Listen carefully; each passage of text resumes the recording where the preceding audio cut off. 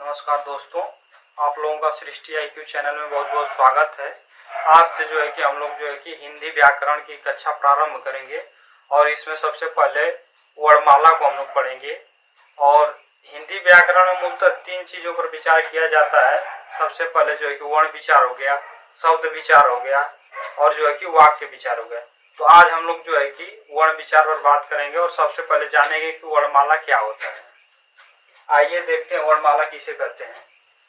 वर्णों के व्यवस्थित क्रम को वर्णमाला कहते हैं और इसमें सबसे पहले हम लोग जानेंगे कि वर्ण किसे कहते हैं। तो देखिए, भाषा की सबसे छोटी इकाई वर्ण या ध्वनि होती है। ध्वनि वर्ण की उच्चारित या कथित रूप होती है और वर्ण ध्वनि का लिखित रूप होता है। इसके बाद वर्ण 2 प्रकार का होता है, स्वर और दूसरा व्यंजन। आज हम लोग सबसे पहले स्वर के बारे में जानेंगे। स्वर किसे कहते हैं। स्वर वे ध्वनियां होती हैं जिन्हें बोलने में कम से कम समय लगता है या स्वतंत्र रूप से बोले जाने वाली वर्ण स्वर कहलाते हैं। इनकी संख्या 11 होती है,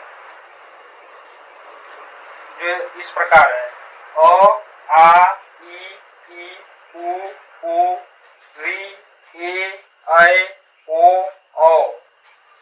इस प्रकार से स्वरों का संख्या 11 है। और स्वर 3 प्रकार के होते हैं, ह्रस्व स्वर, दीर्घ स्वर और प्लुत स्वर। अब हम लोग सबसे पहले जानेंगे कि ह्रस्व स्वर किसे कहते हैं। ह्रस्व स्वर वे ध्वनियां होती हैं जिन्हें बोलने में कम से कम समय लगता है। जैसे इसमें 4 आते हैं, अ, ई, उ, री, 4 होते हैं ह्रस्व स्वर। इसके बाद आता है दीर्घ स्वर। हम लोग जानेंगे कि दीर्घ स्वर किसे कहते हैं। तो दीर्घ स्वर जो वे ध्वनियां होती हैं या वे वर्ण होते हैं जिन्हें बोलने में ह्रस्व स्वर के दोगुना समय लगता है। जैसे आ, ई, उ, ए, ऐ, ओ, औ। इस प्रकार से ह्रस्व स्वर, दीर्घ स्वर की संख्या 7 होती है। इसके बाद एक स्वर होता है प्लुत स्वर। प्लुत स्वर जैसे इसमें राधा, राम, राधा, ओम, जो ये सकार की अक्षर है, वर्ण है। तो इसमें हम लोग ये प्लुत की निशानी है। इसका प्रयोग हम लोग जैसे कि किसी को बुलाने में या पुकारने में या कहीं नाटक वगैरह में करते हैं। थोड़ा सा इसमें खींचकर इसका प्रयोग किया जाता है, जैसे राम, ओम, राधा, इस तरह से। इसके बाद हम लोग जानेंगे कि मूल स्वर कौन कौन से हैं। अ, ई, उ, री, यानी कि अभी जो हम आप लोगों को 4 ह्रस्व स्वर बताए हैं, यही मूल स्वर होता है और इन्हीं से संयुक्त स्वर का निर्माण होता है। संयुक्त स्वर भी जान लेते हैं। संयुक्त स्वर भी 4 होते हैं, जैसे ए, ऐ, ओ, औ। ये बनते कैसे हैं? अ और ई के मिला देने पर, अ और ई के मिलाने पर ए बनता है, अ और ए को मिला देने पर आई बनता है, फिर इसके बाद अ और उ को मिला देने पर ओ बनता है, फिर इसके बाद अ और ओ को मिला देने पर औ बनता है। इस तरह से संयुक्त स्वरों का निर्माण होता है। फिर इसके बाद हम लोग जानते हैं अयोगवा क्या होते हैं। अयोगवा, अंग और अ को अयोगवा बोलते हैं। जैसे हम लोग बचपन में पढ़े होते हैं कि स्वर 13 होते हैं, लेकिन ऐसा नहीं होता है। अंग और अ न तो पूरी तरह से स्वर ही है और न ही पूरी तरह से व्यंजन है। इस अंग में अंगा की मात्रा और अ में ह की मात्रा लगा होता है, ठीक है। और अंग को अनुस्वार बोलते हैं और अ को विसर्ग बोलते हैं। और इसकी निशानी इस तरह से होता है और इसका इस तरह से होता है। इसके बाद हम जानेंगे कि स्वर वर्णों के उच्चारण स्थान, जैसे इसको बोलते हैं तो कहाँ कहाँ से उच्चारण करते हैं। स्वर वर्णों का उच्चारण स्थान अ, आ का कंठ होता है। जैसे बोलकर हम लोग देखते हैं अ, आ, इसका उच्चारण स्थान कंठ है। फिर ई, इसका उच्चारण स्थान तालु है। उ, इसका उच्चारण स्थान ओष्ठ होता है। री का मूर्धा है। ए, आई का कंठ और तालु है। ओ, औ का कंठ और ओष्ठ है। फिर इसके बाद हम लोग जानते हैं, जैसे कि एग्जाम में क्वेश्चन पूछ देगा कि वर्ण किसे कहेंगे, तो आपको पता होना चाहिए कि वर्ण ध्वनि, और वर्ण भाषा की सबसे छोटी इकाई वर्ण या ध्वनि होती है। यानी कि सबसे छोटी इकाई जो होती है वो या तो ध्वनि कहिए, जैसे कि वर्ण की उच्चारित रूप जो है कि ध्वनि होती है और ध्वनि का लिखित रूप जो है कि वर्ण होता है। तो इस तरह से जो है कि सबसे छोटी इकाई वर्ण होता है। वर्ण की सबसे छोटी इकाई वर्ण, भाषा की सबसे छोटी इकाई वर्ण या ध्वनि होती है। फिर इसके बाद जो है कि स्वर जो है कि 11 होते हैं। ह्रस्व स्वर 4 होते हैं, दीर्घ स्वर 7 होता है, मूल स्वर 4 होता है, संयुक्त स्वर 4 होता है, अयोगवा 2 होता है। यानी कि इस तरह से देखा जाए तो एक काफी इंपॉर्टेंट चार्ट है। और दोस्तों ये ग्राफ जो है कि काफी इंपॉर्टेंट है, इस पर ध्यान दिया जाए, क्योंकि क्वेश्चन डायरेक्ट बनता है कि स्वर कितने होते हैं, तो स्वर 11 होते हैं। इसके बाद पूछेगा कि ह्रस्व स्वर कितने होते हैं, तो आप बताएंगे 4 होता है। फिर दीर्घ स्वर कितने होते हैं, 7 होते हैं। मूल स्वर कितने होते हैं, 4 होते हैं। संयुक्त स्वर कितने होते हैं, 4 होते हैं। अयोगवा कितना होता है, 2 होता है। तो इस पर बहुत ध्यान देना चाहिए, क्योंकि यहाँ से सीधे क्वेश्चन बन जाता है। कभी कभी पूछ देगा कि वर्णमाला किसे कहेंगे, तो आपको ये भी पता होना चाहिए कि वर्णों के व्यवस्थित क्रम को वर्णमाला कहते हैं। इस तरह से हम लोगों ने आज जो है कि वर्णमाला को पढ़े, फिर वर्ण को पढ़े, फिर इसके बाद जो है कि इसमें जाने कि स्वर किसे कहते हैं, स्वर के कितने प्रकार होते हैं, फिर ह्रस्व स्वर किसे कहते हैं, दीर्घ स्वर किसे कहते हैं, फिर मूल स्वर किसे कहते हैं, संयुक्त स्वर किसे कहते हैं, अयोगवा क्या होता है, फिर स्वरों के उच्चारण स्थान कौन कौन से हैं। इस तरह से हम लोगों ने स्वर को काफी अच्छे ढंग से पढ़ा है। अब आगे जो है कि अगला वर्ण जो है कि व्यंजन है, इसको पढ़ेंगे। दूसरा वर्ण है व्यंजन। हम लोग व्यंजन को जानते हैं, स्वर की सहायता से बोले जाने वाले वर्ण व्यंजन कहलाते हैं। और प्रत्येक व्यंजन में अ स्वर मिला होता है, और अ के बिना व्यंजन का उच्चारण करना संभव नहीं है। और इसके बाद हम लोग जो है कि व्यंजनों का वर्गीकरण और उच्चारण स्थान जानते हैं, किसे कहते हैं। सबसे पहले आता है स्पर्श व्यंजन या वर्गीय व्यंजन। तो सबसे पहले हम लोग व्यंजन जान लेते हैं, कौन कौन से व्यंजन है। जैसे क, ख, ग, घ, अंगा,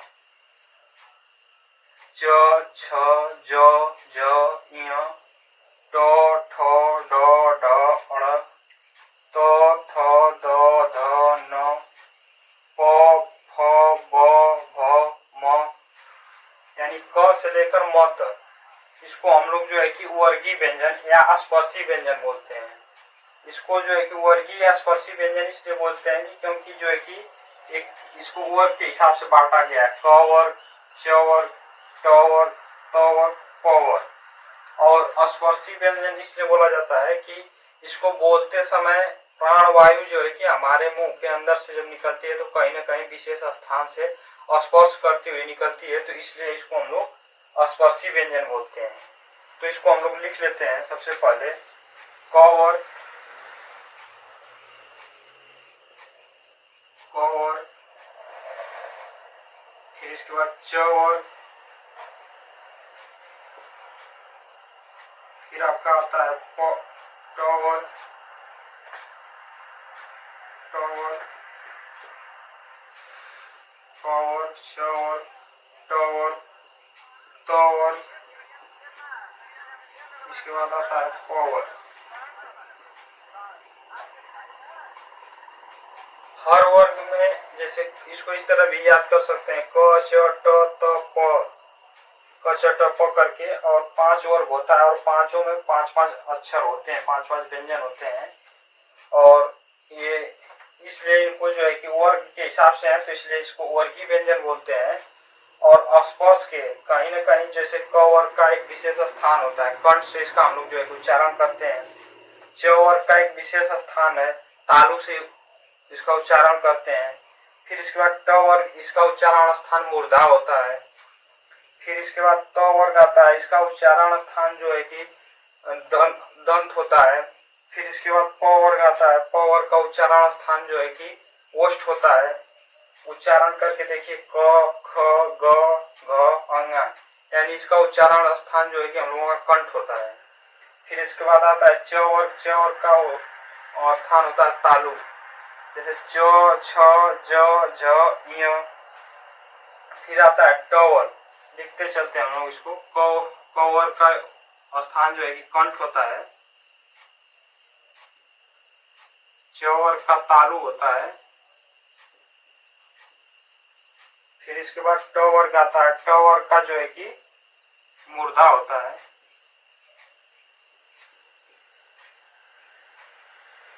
ट वर्ग का उच्चारण स्थान दंत होता है। और इसके बाद प वर्ग आता है। प वर्ग का उच्चारण स्थान जो है कि ओष्ठ होता है, जैसे प, फ, ब, भ, म।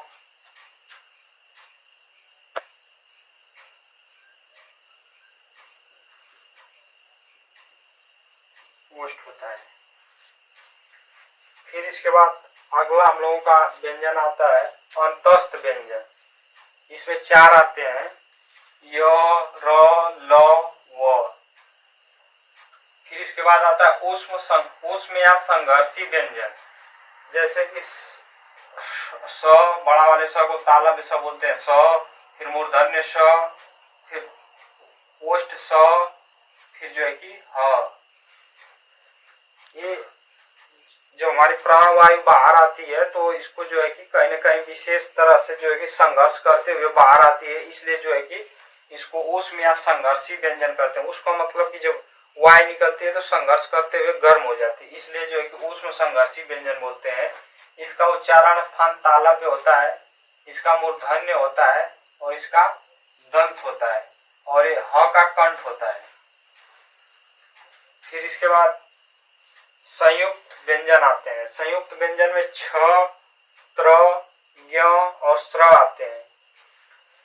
संयुक्त व्यंजन उसे कहते हैं जब 2 अक्षरों से मिलकर बनता है, उसको संयुक्त व्यंजन कहते हैं। संयुक्त व्यंजन में क, स्वर रहित क और मूर्धन्य स से मिलकर छ बनता है। त में जो है कि स्वर रहित त और र से मिलकर त्र बनता है। ज्ञ में जो है कि स्वर रहित ज और य से मिलकर बनता है। फिर इसके बाद आता है स्र। स्र में जो है कि तालव्य स में स्वर रहित तालव्य स और र मिलकर बनता है। इसके बाद आते हैं द्विगुण व्यंजन या नए वर्ण, इसमें ड और ढ आते हैं। फिर आगे जो है कि स्वर की संख्या 11 होती है, आयोगवा 2 होते हैं, व्यंजनों की संख्या 33 होती है। फिर इसके बाद संयुक्त व्यंजन 4 होते हैं, द्विगुण व्यंजन 2 होता है और कुल वर्णों की संख्या 52 होता है। इस तरह से जो है कि ये काफी इम्पोर्टेंट चार्ट है, इसको आप लोग जो है कि कंठस्थ कर लेंगे तो काफी फायदा मिलेगा। एक चीज और हम लोग बता देते हैं आप लोगों को, जैसे कि जितने वर्ग हैं इनको उच्चारण के हिसाब से जिस तरह से वायु निकलती है उस हिसाब से बांटा गया है इसको अघोष और सघोष। तो किसी भी वर्ग का पहला और दूसरा अक्षर जो है कि अघोष होता है और तीसरा, चौथा और पांचवा सघोष या घोष होता है। तो इसको हम लिख देते हैं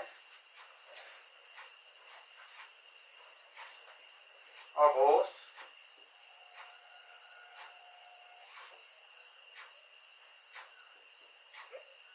अघोष पहला, दूसरा अघोष और तीसरा सघोष या घोष भी बोलते हैं, सघोष,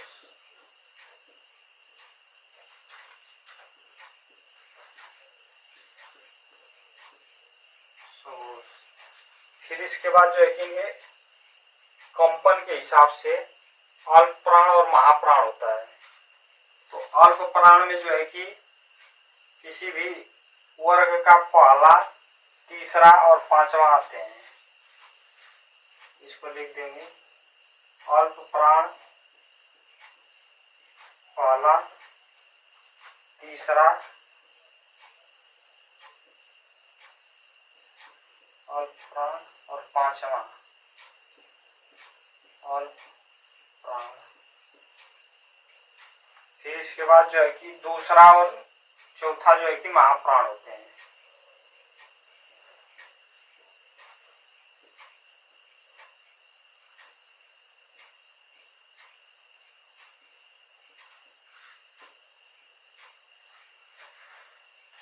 तो दोस्तों हम लोगों ने देखा कि जो है कि किसी भी वर्ग का पहला, तीसरा और पांचवा जो है कि अल्प प्राण होता है, और जो है कि दूसरा और चौथा जो है कि महाप्राण होता है। जो है कि जब हमारे मुंह से इसको उच्चारण करते समय जब कम वायु निकलती है तो उसको हम लोग अल्प प्राण, और ज्यादा वायु जब निकलती है तो उसको महाप्राण